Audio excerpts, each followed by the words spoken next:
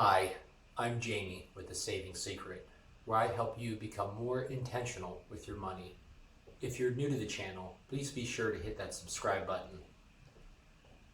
Today, I want to talk about retirement and what retirement means to you. The other day, I got a text from my friend Sean, so I want to give Sean a shout out and say thank you for sending me this text message that talked about retirement and specifically targeting millennials. As a millennial myself, a lot of people don't think that millennials are very good with money and don't understand some of the basics of retirement and some of these things. But I would say that in this generation of ease of access to information, millennials are positioned in the best position to really learn from mistakes from the past. So this article was sent to me said, to retire at 65, millennials will need to save nearly half of their income.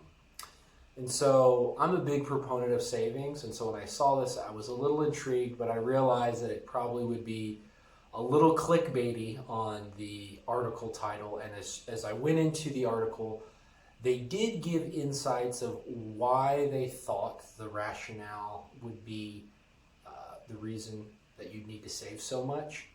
And a lot of it had to do with rate of return.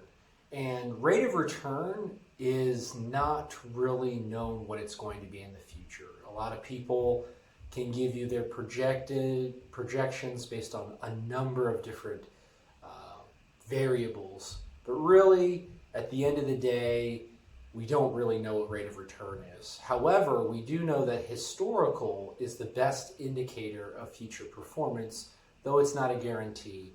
And if we look over the stock market over the last 80 years, it's returned about 9 to 10%.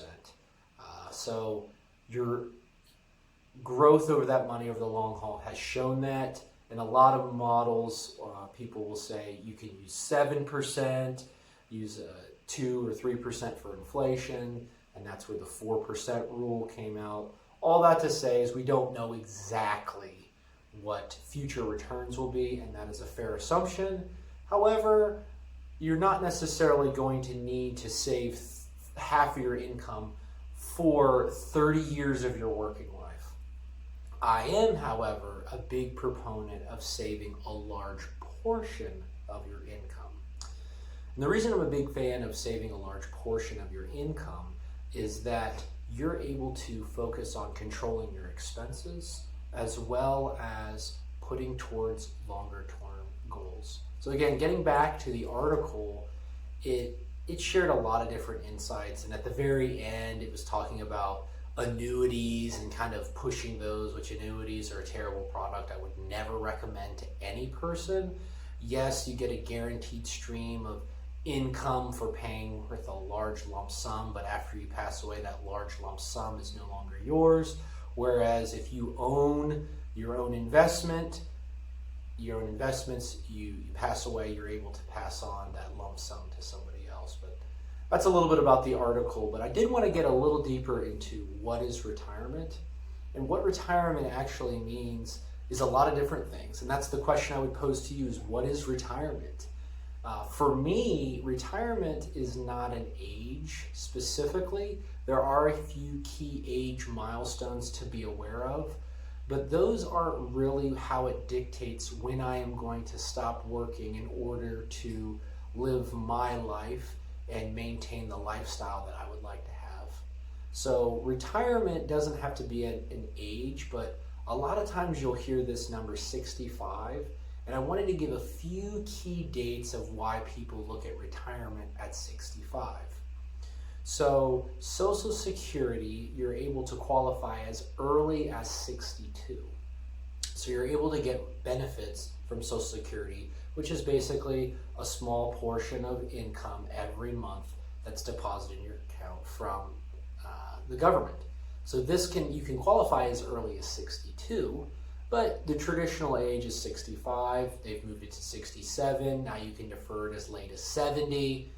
So those are a couple of key dates. Also, you can qualify for Medicare. And Medicare is basically insurance for seniors that also is available to you at 65.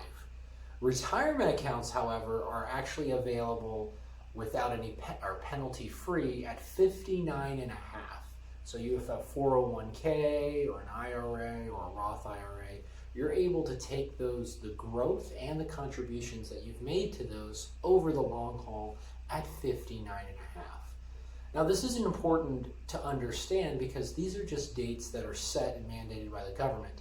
Yes, some of these dates could change, but these are the information that we have at the current time. So do you have to retire at 65 or 59 and a half or 70? No, you can really dictate when you choose to stop working. But when you are in control of your finances, you can put together a financial plan.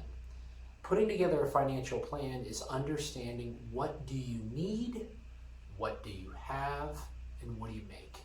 And I do another video that talks about those 3 questions that you're welcome to take a look at.